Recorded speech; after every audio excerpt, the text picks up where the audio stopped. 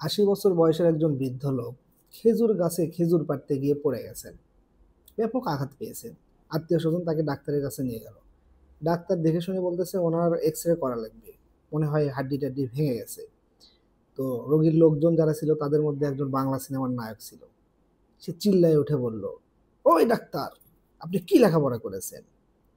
এই সামান্য এটা ধরতে পারেন না যে কোথায় কি ভেঙে গেছে নাকি কি হয়েছে? কোনো পরীক্ষা লাগবে না, আপনি দেখে শুনে রোগ ধরে ঔষধ দেন। ডাক্তার সাহেব তো বেকুব হয়ে গেলেন, এরকম কথা জীবনেও শোনেননি।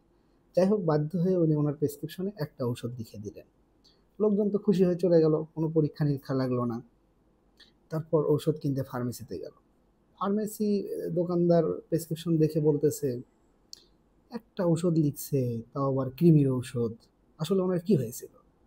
তখন ওই নায়ক খেপে গেল, আবার বলতেছে, হ্যাঁ, কি বলে? খালি একটা কৃমির ঔষধ দিছে?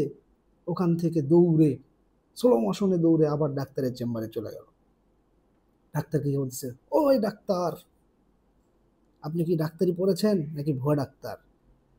আমার দাদা খেজুর গাছ থেকে পড়ে গেল, আঘাত পাইছে, আর আপনি তাকে দিছেন কৃমির ঔষধ।